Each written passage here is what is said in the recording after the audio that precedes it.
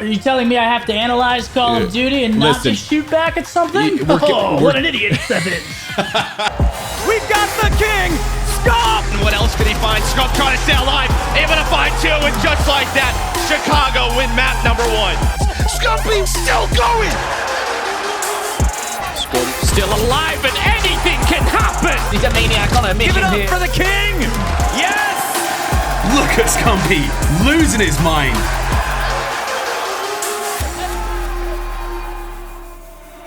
What's going on, everybody? My name is Tyler Polchow, aka TeeP, and welcome back to another episode of the Barracks, brought to you by Mesh by T-Mobile, the #1 brand in prepaid. Our guest today, we're going one-on-one with Scump from the Chicago Huntsmen, one of the most well-known players in Call of Duty history, former OpTic Dynasty champion, and an all-around legend in the Call of Duty scene. Oh, well, thank you. That's far too kind of you over there. Those are a lot of nice accolades. I was going to say, we got a lot of history, man. We teamed together, way back in the day in sort of CoD esports infancy. I was coach of the team for a while with you guys over on OpTic. We have a lot of history together. First off, man, I know you guys have been going really hard for champs. How you feeling, man?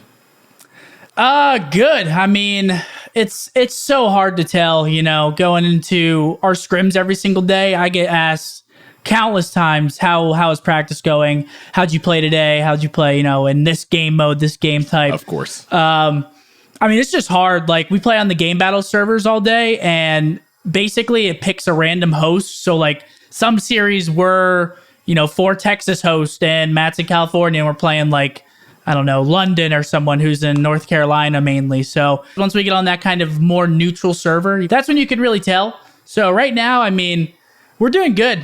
Practice has been looking good. We've been mainly focusing on like repairing and shaping up some of our game modes that we used to be good at, and we kind of slipped up on the past couple events. So right. Yeah, just we're really just trying to improve our worst maps. We're trying to make our map pool as well-rounded as possible, so we don't, have an instant veto and have to play a team's best map at the tournament, pretty much. Yeah, it's super important for sure. So we're getting into it right away. We're starting off with an interview segment today, folks, called The Game Changers.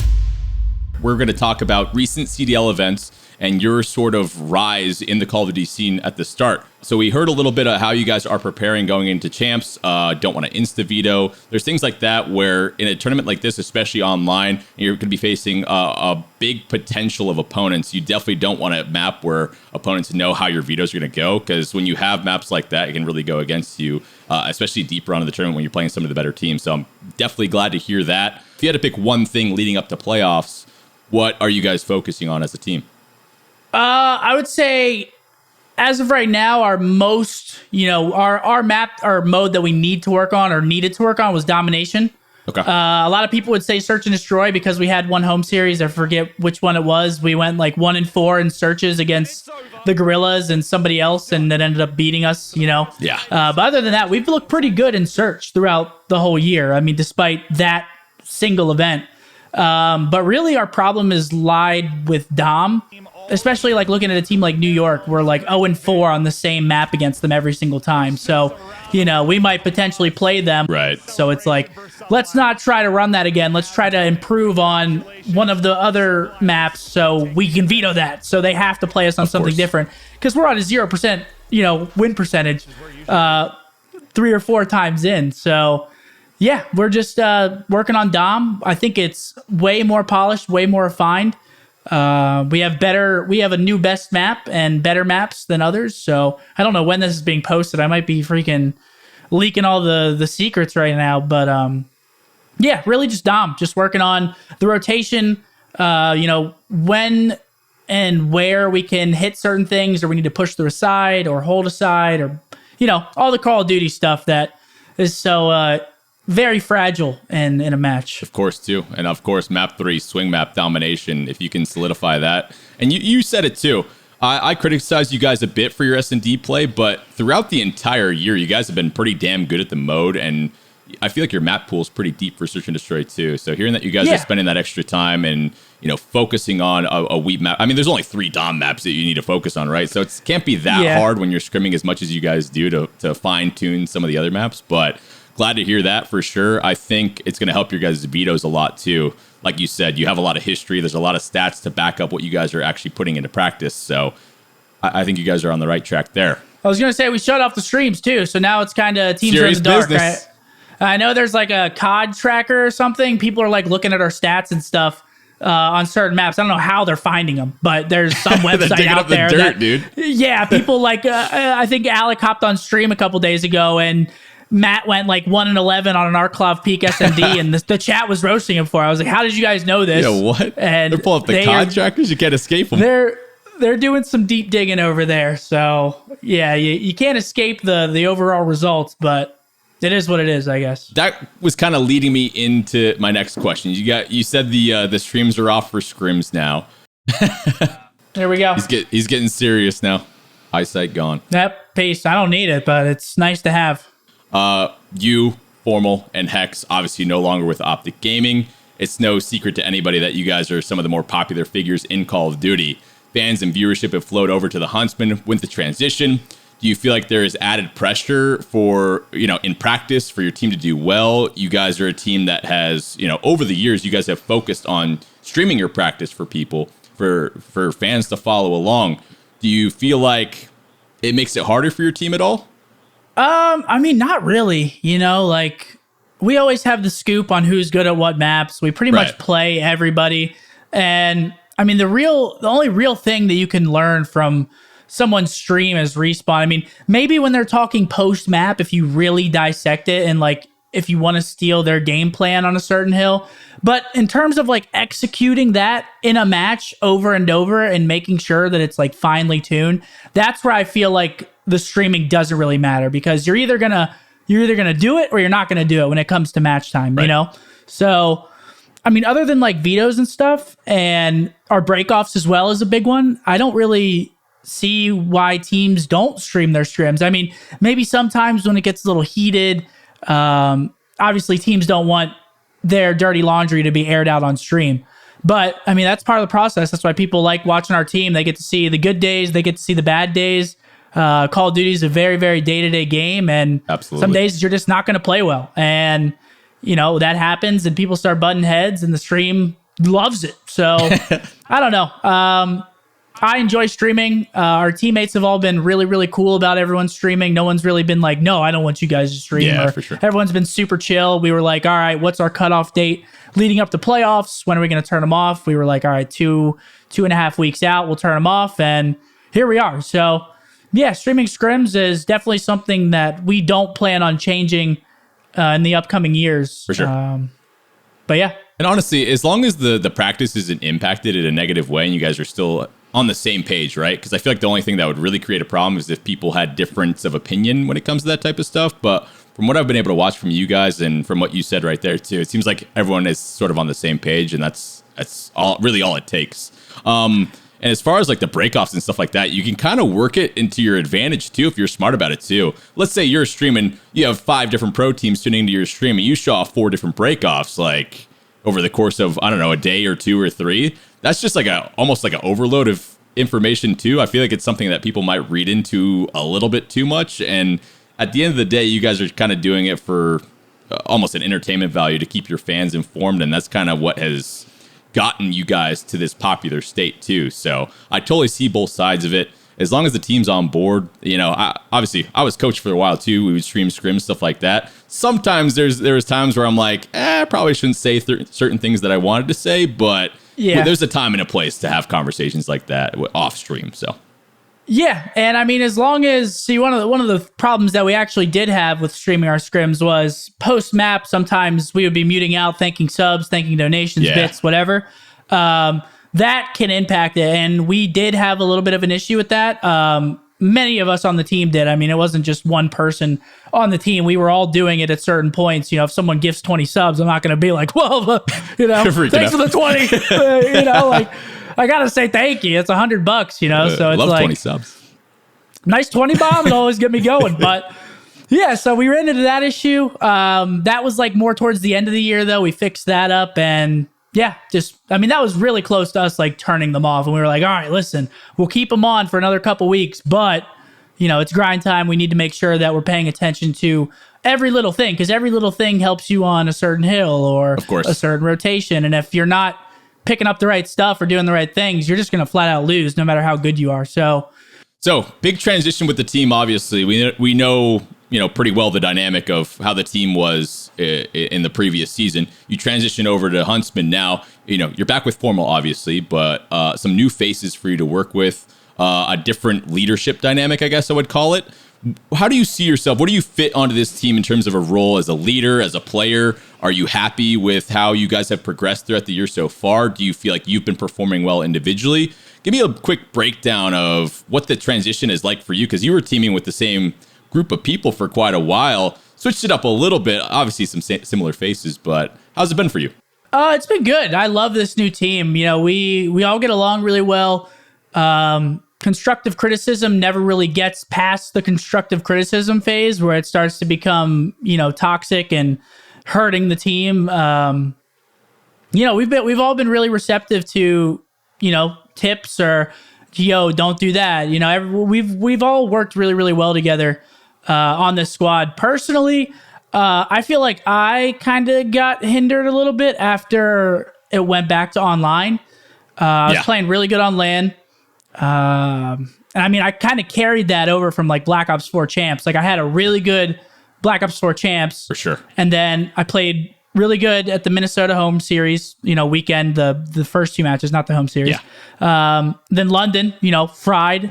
And then Atlanta, we got reverse swept for our only loss on LAN. So it was like, I don't know. Me personally, I feel like I've taken a little bit of a fall with online. I'm trying to get, back to that really good spot so I can perform as best as I can for the team. But to the common spectator, they might not, really realize what we're going through, or if you've never played on LAN, you never have anything, you don't have anything to relate it to. So you don't know what we're going through, Yeah.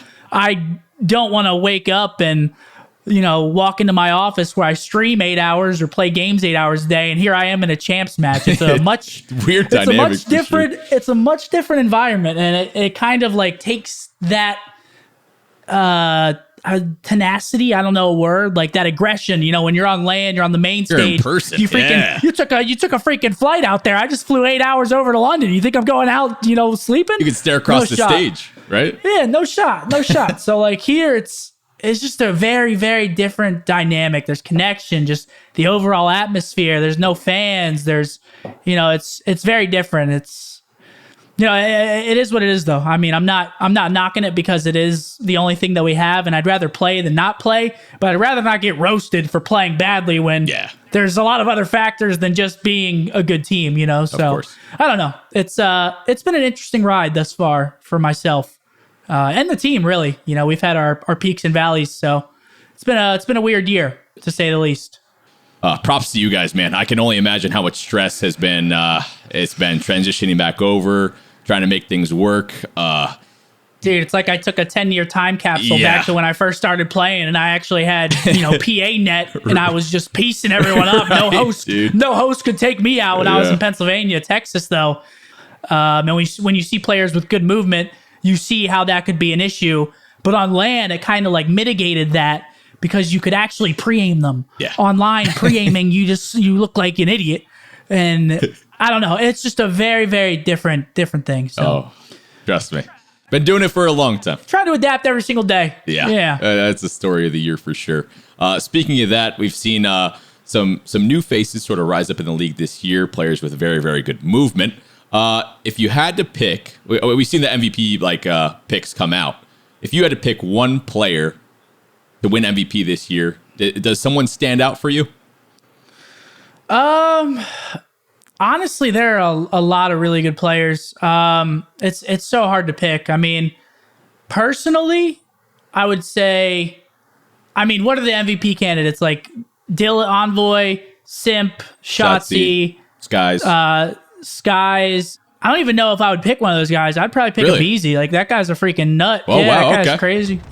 Yeah, Beezy's been, I feel, overshadowed by Simp because Simp makes like some crazy freaking plays, Yeah. But Abeezy's always staying consistent. He dropped like a 1.3 the weekend that 10 millimeters wasn't in. So and I couldn't even freaking look at an AR without shaking in my boots. That's actually crazy. Yeah. That kid's good. He's been good for the past 2 years, 3 years, even if you look back to World War II. So Okay, switching up the I'll give picks it a to little him. bit. I like that. Yeah, I'll give it to good old honest Abe over there. I like that. All right, spreading the love. Love to see that.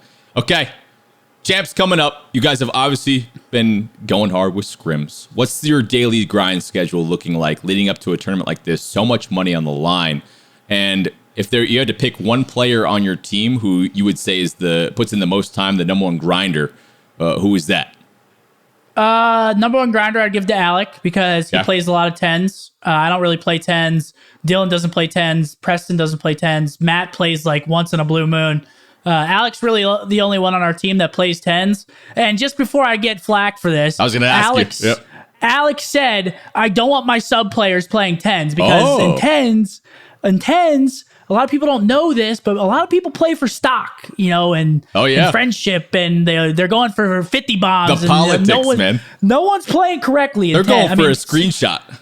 Some people are, so I can't say everyone, but a lot of the time, like, you can refine certain mechanics in 10s, but if you don't go into 10s with a certain mindset of I'm actually going to improve and not take dumb chows that I wouldn't take, on my team, or I'm not going to not rotate at all because I can just face smash because it's 10s and I don't care. That's when you start to pick up some of those bad tendencies. So I feel like this year it's just come down to us really, making sure our practice is as good as humanly possible, as little complaining about connection, as good of comms as we can muster every single day. It's just 10s are hit or miss. Some people they help, some people they don't. Certain games I've played 10s, they've helped. Certain games I've played 10s, it's hurt me.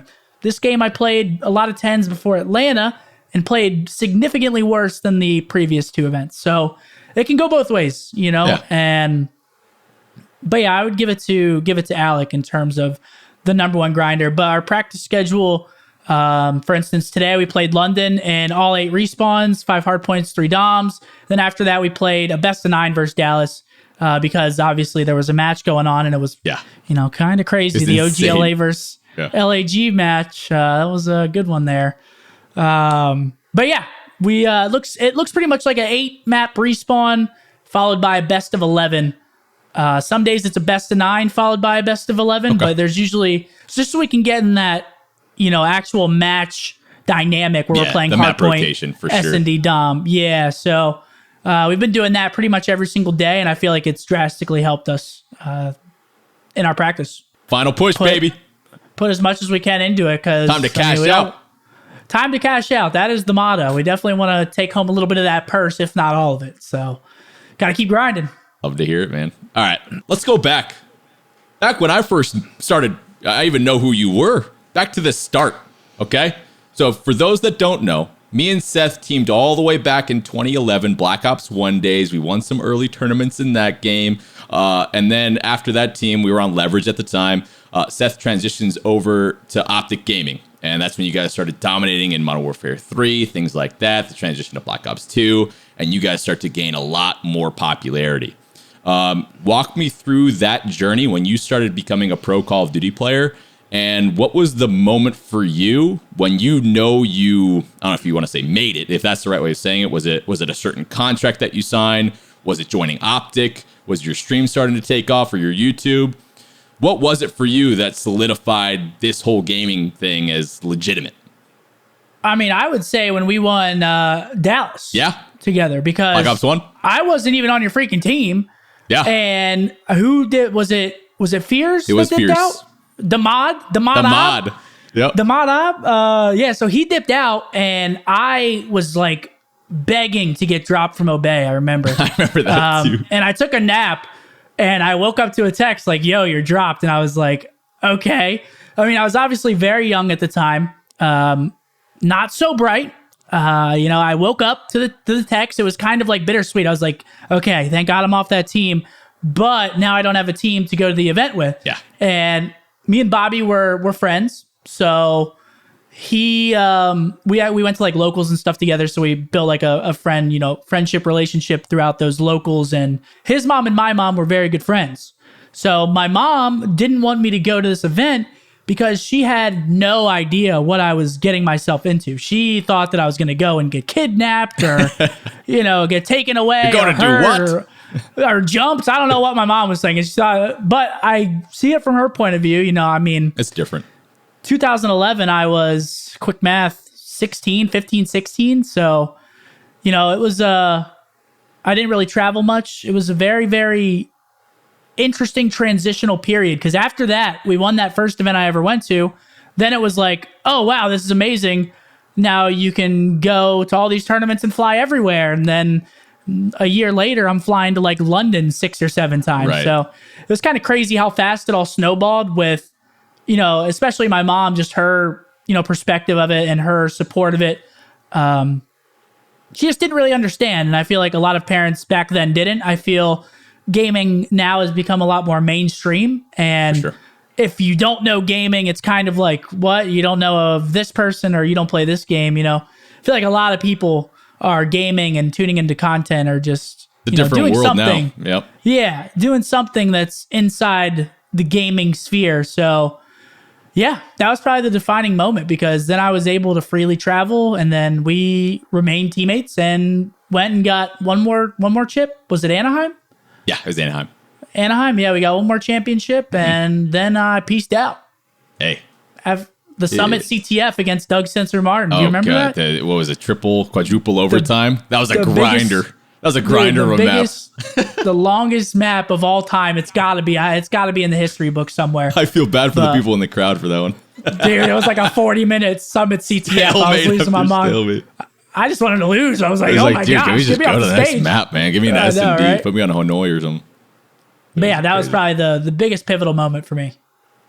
Man, it takes me back. The nostalgia kicking in. I remember how I felt. It was a big leap of faith at the time, and as soon as you started getting some success, you see your friends and your family members. It becomes legit for them. It becomes legit for you. It just opens up all these sorts of doors for us. It's crazy to think about leading back, but man, Yeah. Crazy. And then I mean, we can even go a little further to the OpTic house days where, Right. I was just graduating high school.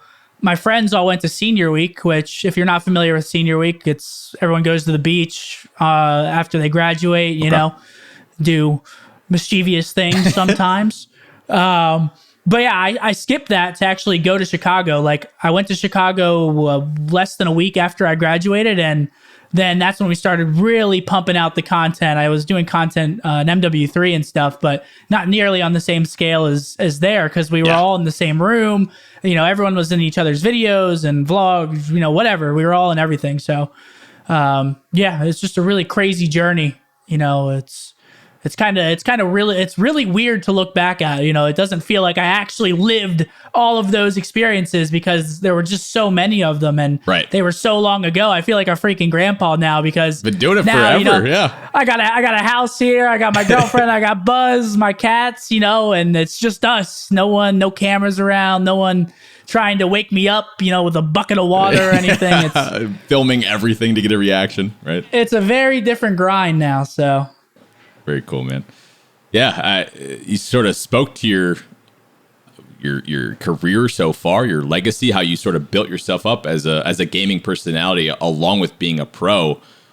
We've talked to a lot of younger players on this show, and a lot of them brought up your name as an inspiration.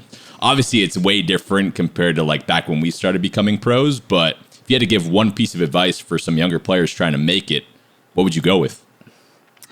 I mean, it's tough, because there's so many avenues that you can take now. Like, I mean, if I were to give you my advice, it would be, obviously you have to try to progress to become a professional player. It's going to take a lot of time. It's going to take a lot of effort, a lot of sacrifice.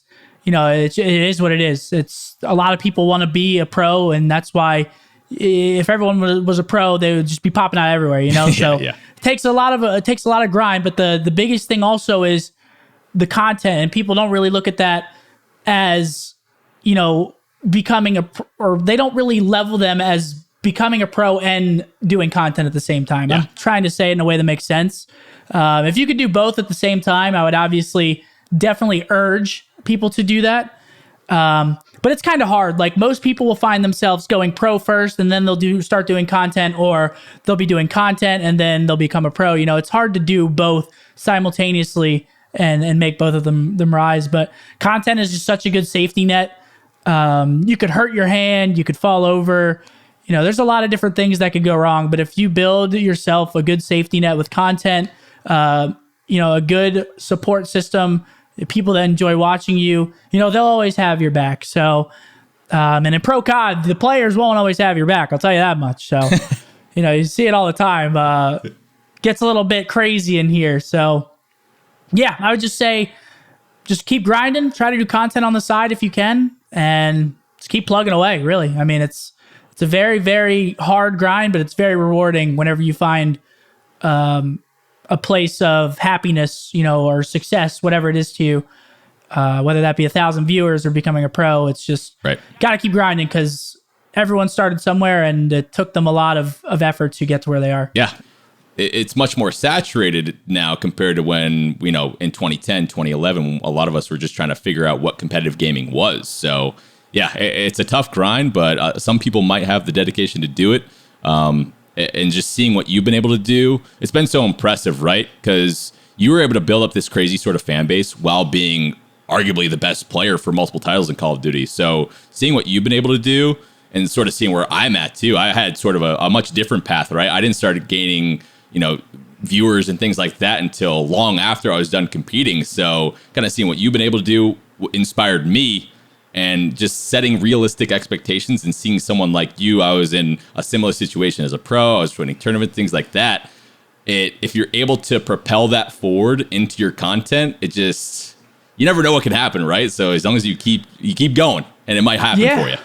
You never know. It could be one viral video of you doing something crazy, and that could be it. That could be your shot. I mean, it's definitely a lot more saturated now, but I mean, yourself, you found a lot of success, like you said, post-professional. So it's really difficult. And that's why I say, try to do one or the other, if not simultaneously, because it is hard to do both. And we got very lucky. For sure. We worked very hard, but we got very, very lucky.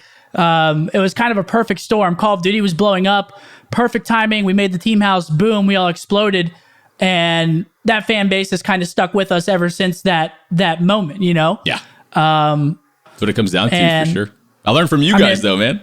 Straight up. Yeah, well, I appreciate that, but it's hard for me. It's getting harder for me as well, as I've gotten a little bit older, because for me now, it takes a lot more mental concentration to perform at a high level. Like back then, I was just straight up nasty. Like I could do whatever I wanted, and I would come into the match and drop a 1.3. Competition's different now, yeah. Well, comp is a little bit different now. It's 5v5 now. It's a completely different ball field. It's just a lot different. It really is, and it's hard. It's been hard for me. I've had a couple, moments of just lulling off in my content because I've been getting smoked and competitive, and I don't want to be scapegoated because I'm doing content. So it's like, okay, I'm going to disappear from content for 6 months, which don't do. Well, I'm very fortunate that people continue to follow me and, and watch me and support me. Don't take 6 months off. Not good. Not good, not a good time.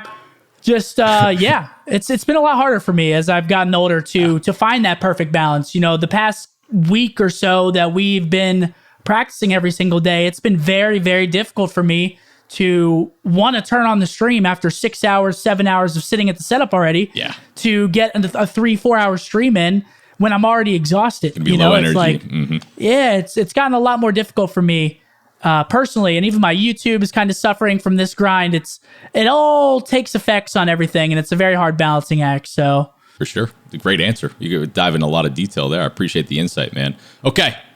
Last one for this segment. We all have, voiced some of our issues about Modern Warfare. It's been a weird transition to online. We covered a lot of that stuff already. What do you want to see for the future of Call of Duty, whether it be the next game, whether it be the CDL? What do you want to see different for the game? I want 4v4 Call of Duty. Okay. We need good maps, obviously. No squad spawns, please. Predictable spawns. No headshot multiplier, please. Sometimes we die very fast. Like there's sometimes you'll just get super bulleted. Like I've posted some crazy clips where I'll just get zapped online across the map by an MP5. That a sniper? Nope, that's a sub. Dude, you get shotgunned. Like, you go bottom L on Hackney Yard, someone slides in, you just get shotgunned. It's crazy. A little bit of a higher time to kill. I like the mechanics of this game, though. I don't like the advanced movement, the slide canceling, which I don't think was intended to be in the game, but pro players are going to break mechanics. Of course. But yeah, I mean, Call of Duty's Call of Duty at the end of the day. We just need good traditional maps, not that much clutter on the maps, 3 lanes. We talk about it all the time, 4v4, good guns, good spawns, good game modes. It's really all Call of Duty is. Prestigious. Simplify a little bit, you know? If it ain't broke, you know, there's certain things where we're like, no, we like that. Can we have that back a little bit? So yeah, I'm on the same page on most of those, yeah.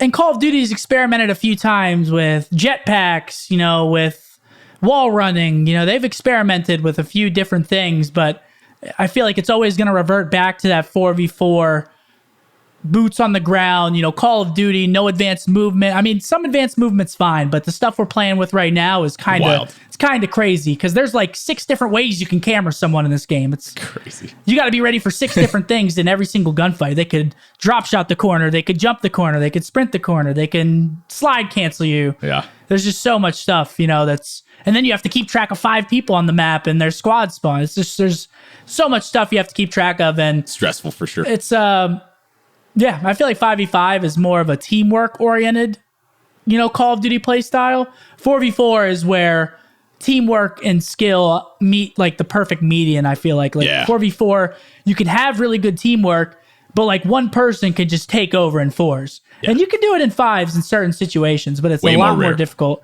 Mm-hmm. It's a lot more difficult in 5s. But yeah, that's my wish list. I think you're being reasonable. I'm being reasonable. Hey, cheers to that. Cheers to that, brother. All right, man. That's going to do it for the Game Changers, folks. We're switching it up now. It's time to hit fire, Seth.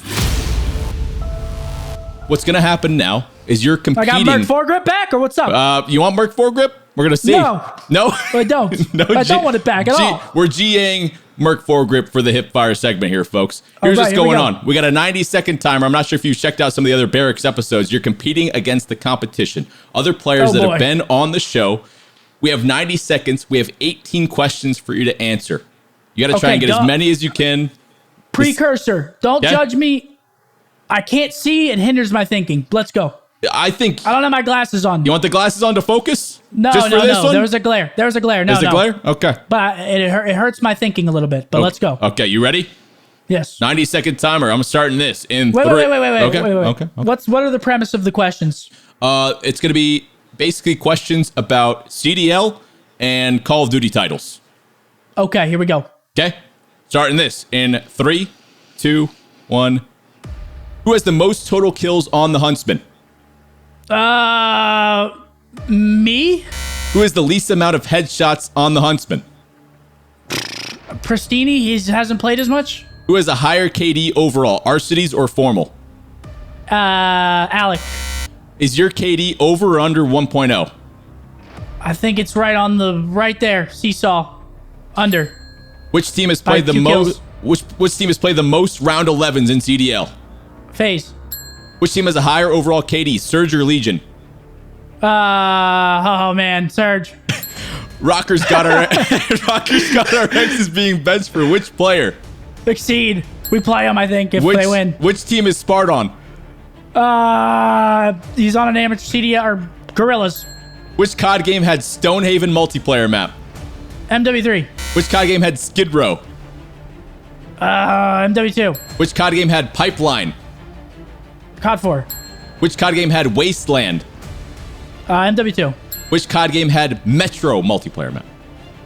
Metro multiplayer map. Metro sponsored by T-Mobile. Metro. I like the plug. Hurry, Seth. IW. I don't know. Nubsy coaches which team? Nubsy. Surge. Who's the youngest player in the league? Youngest. Hurry. Mac. Battle of the North involves which 2 CDL teams? Minnesota and Toronto. What year did the first COD game release? I'm stressed. 2006. How many COD games are there total? 14. Okay. How'd I do? Let's count them up. 1, 2, 3, 4, 5, 6, 7, 8, 9, 10, 11 right. 11 out of 18. That's your final number. How'd I match up Okay. against others? Based on the other players on the Barracks so far, so you're tied with Mox, Envoy, and Crim6, like middle of the pack. You're right in the middle. Okay, we'll take that. Yeah. So fine. Silly's still number one spot at 15. What map was Metro on? I feel like I should have. Metro Black Ops was 2. I'm an idiot. Black Ops 3, actually. Black Ops 3. I knew that. You, Wait, Black Ops 2 Metro, wasn't that wait, the was one it? that you full Wait, was sale it? was on? Wait, wasn't it? No, that was Express. Yeah. You got me. I think you got the map ones right. Besides Stonehaven, that was Ghosts. It was Ghosts. The other ones you got right. So you did well in the maps. Youngest player is actually Illy. Fun fact. And then first COD game release was 03. So that's a tough one too. Yeah, I mean, so Okay. it was there 17 CODs? Yeah. Are we counting COD Mobile? Like 16 CODs. got COD Mobile. Dude, what are you bringing out the other technicalities? You want the Hey. full list now? Hey, no, I'm good. Good. All right, middle of the pack. I'll take middle. Well That's done fine. on the hip fire, Seth. If you had Merc foregrip, you could have taken the number one spot. You messed up. That's cheesy. That was bad. You want the 5MW laser too? Hey, give me all of it. Give me all of the smoke. Next time. Look at that Metro Cup. That looks good on you. Thank you. Okay, hip fire, check. Next, we got VOD review. Get the glasses on. We're opening. here we go. We're opening up a clip. You got this document? Are you telling me I have to analyze Call of Duty and not Listen. just shoot back at something? We're- What an idiot that is. All right. We're gassing you up. It's a good Where clip. is this? Oh, okay. It's one of my clips. Okay, we're gonna play this, and I want you to walk me through what your thought process is. You absolutely dominate throughout this round to almost get the ace. I guess speak to me while we're going through this clip of what your thought process has been throughout S&D. Are you happy with your team and your S&D performance on a map like Ramaza? What are the types of things that you're looking to have, good individual performances? Yeah, things like that. So Here we go. okay, so just talk to me a little bit more higher level about S&D and Modern Warfare. Do you like it? Do you feel like you're good at it? How does it compare to maybe some other Call of Duty games? You guys are obviously down in the clip that we're watching in this map. You're down 5-3, but Yes. how has it been for you throughout this game? I feel like I've been personally very good at 5v5 search and destroy. Last year I was pretty good at it. This year I've been pretty good at it. And overall, I've been pretty good at it. In terms of how do I like it on this game, I don't really like searches where it's 5 run at a bomb site, 4 run at a bomb site, and that's Yeah. like a strat, It was similar like IW, game like that, AW, searches like that where it's kind of just get control right off the rip and then You go, you plant, and you win.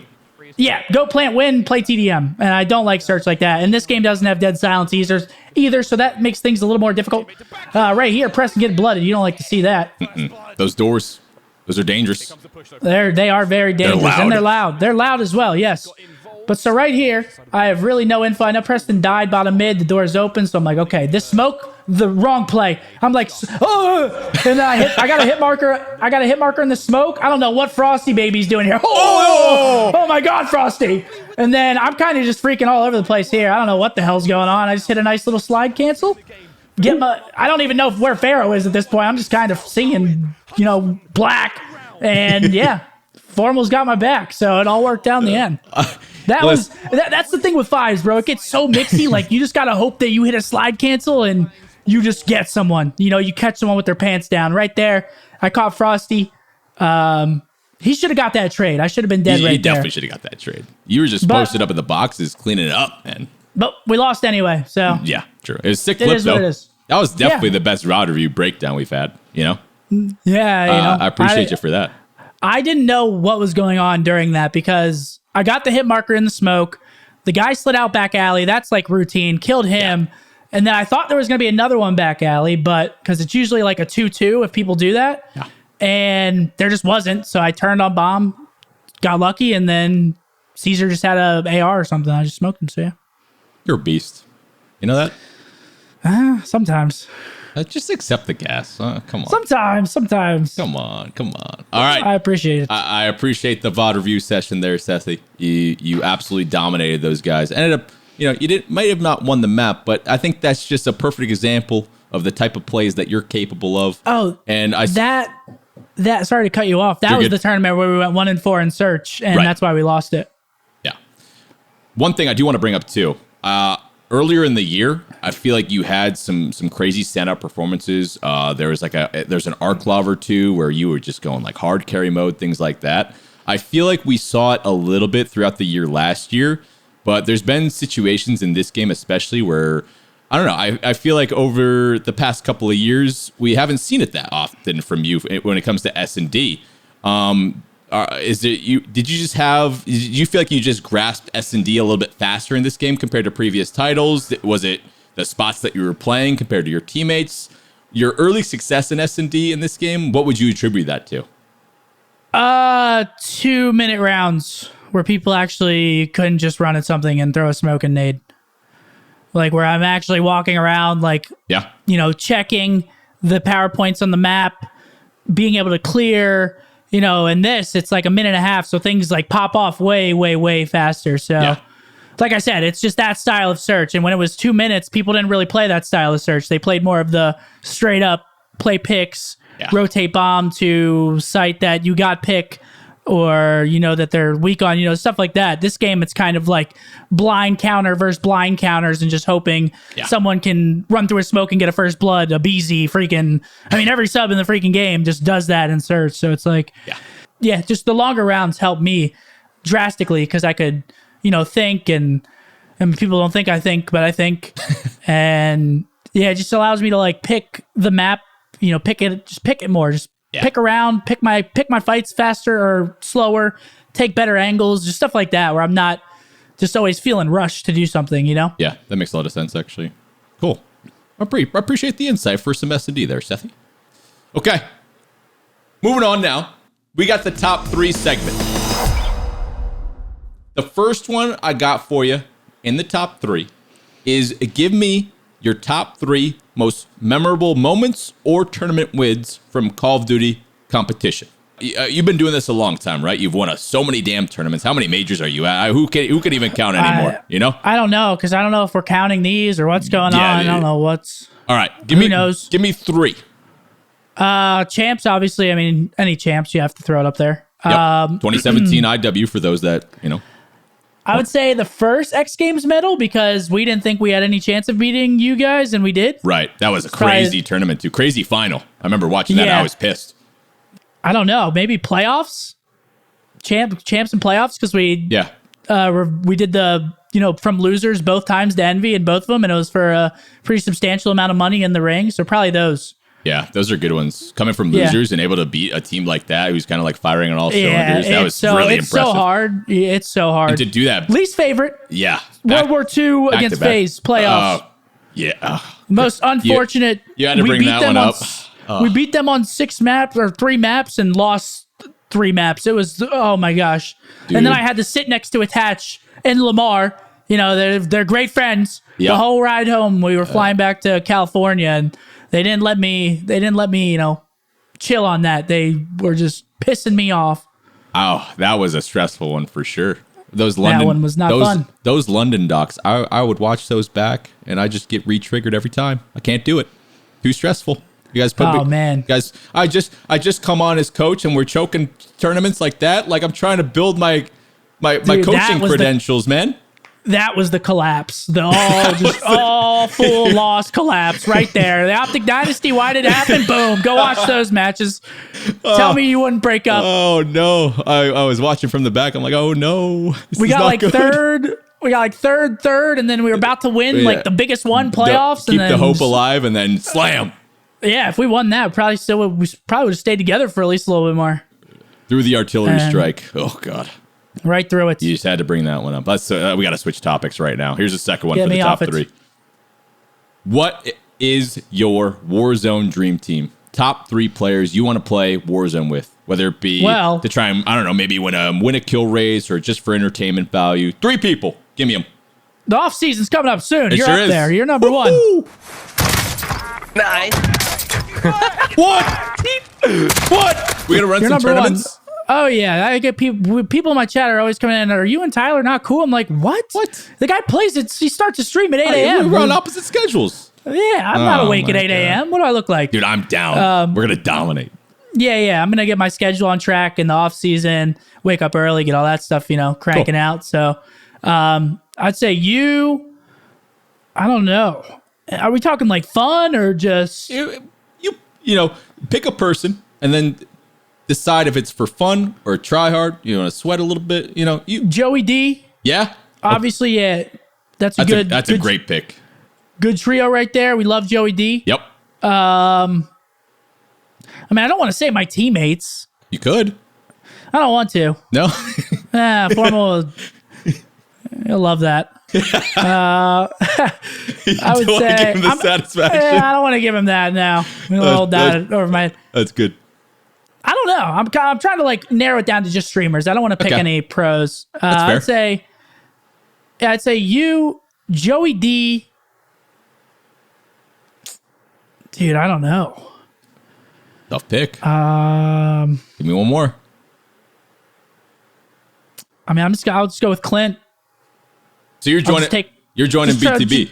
Yeah, it's join the break time, boys. Why not? I like that. Oh, look at you. You want a shirt? You want a sweatshirt or something? Okay. Yeah, I do. I can't believe I'm a large now. Believe it or not. Oh, look at you. Pushing 200 pounds. Been eating good.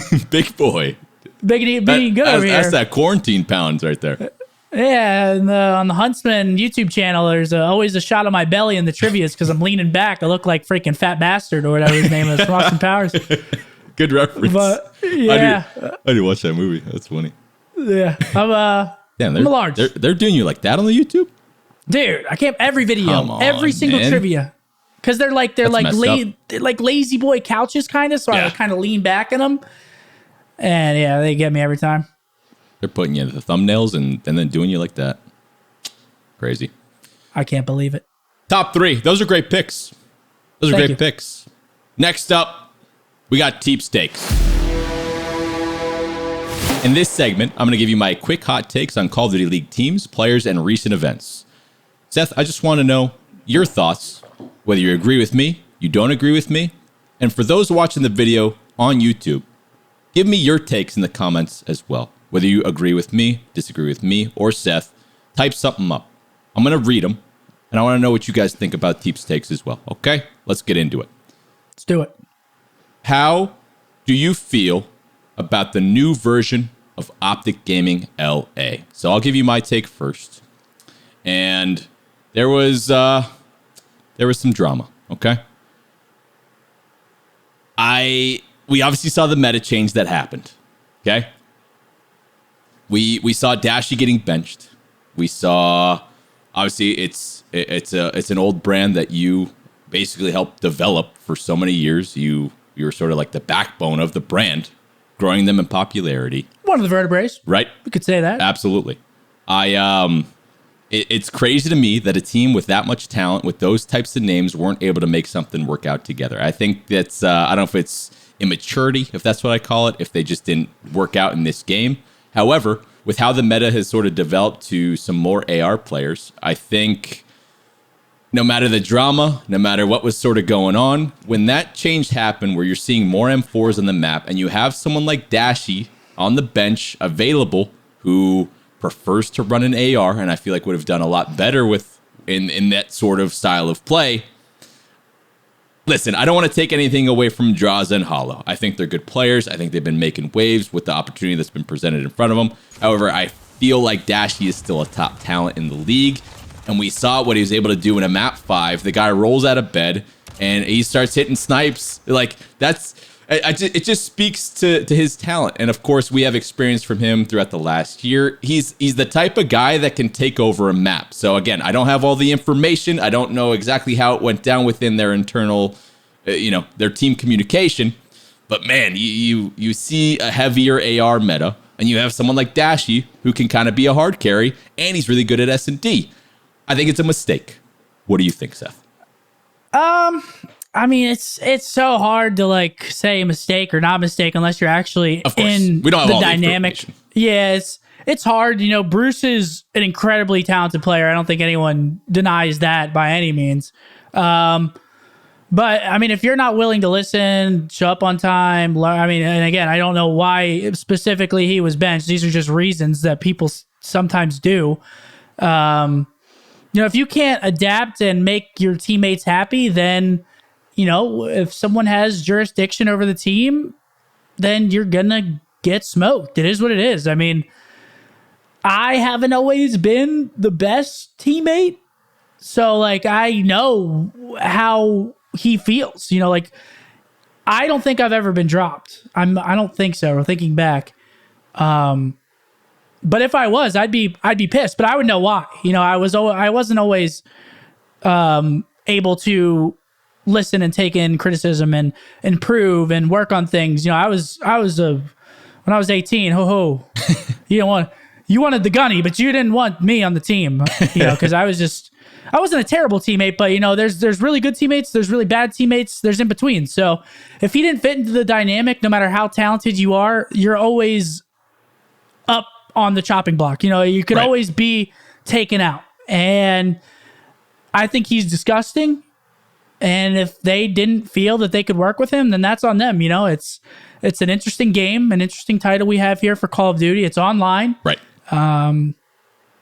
You know, it's hard to say. Some people just feed into different things more or less. So, yeah, it is what it is. I think no mistake, no benefit, really. They had to do something. I guess I was kind of surprised that's the direction that they went. So they did have to do something. Yeah. But it's hard with that roster. Any move you make is gonna invoke some sort of opinion of the people, you know? So absolutely. That's going to do it for TeeP's Takes. Now, we have another fun one. We have In-Comm-Ing. So what we're going to do now is we have some clips picked out from the CDL broadcast. Basically, a word's going to be bleeped out, and we're going to listen to it together, and then it's your job to try and guess what the bleeped out word is. So, yeah, here, let me throw my glasses back on. Yep. Throw them back on. Need you to stay for this one. All right. Ready? Ready? All right. 3, 2, 1, go. The latest addition to this Huntsman roster, making his presence known with a to close out this series. All right. Okay. I would say with a bang. A bang? With a bang to close out the series. I don't know. Final answer. Final answer. With a bang. With a bang. Answer. Bang. I got it pulled up. Got it open. Mine's loading. Alrighty. 3, 2, 1, go. The latest addition to this Huntsman roster, making his presence known with a bomb to close out this series. I had the first letter. Yeah. I had the first letter. You got the B. A bang. A bomb. Dude, that's you were tough. right there. There's so many adjectives that Call of Duty, you know, everyone in the COD community uses. So it's like peace, smoked, rinse. You go on and on. You're going through the gamer vocabulary, right? Yeah, there's a lot. That's a tough segment right there. Metro and CDL have been cooking up something special for the postseason that I'm super excited to be a part of. I can't say anything more right now, but be sure to tune into Hex's podcast this week for the official announcement. Okay, that's it. That's all we got. Look at that. We're done. Sethy, you're a beast, buddy. I love you. Thank you very much. Thanks for having me on. Seeing what you've been able to do throughout the Call of Duty scene, the fact you've been able to be such a presence to grow this community and have it thrive and have so many people invested in you and your teams and, you know, what you've been able to do along with Hector. I was along for a ride there for a little bit too. It's been amazing, man. You're a beast. You're an inspiration to so many people. And I just want to say a big old thank you for joining us on the episode today, buddy. Again, thanks for having me. Same words back to you, pimp. My man. But yeah, this was fun for sure. Good luck at Champs, buddy. Thank you very much. I hope you guys enjoyed the final episode of the Barracks presented by Metro by T-Mobile, the #1 brand in prepaid. Make sure to check out the other episodes and be sure to subscribe to the COD League YouTube. It's been an absolute blast filming these episodes, getting to know some of these CDL players, young and old, a little bit better. I hope you guys have thoroughly enjoyed, and make sure you guys subscribe. Thank you guys so much for watching.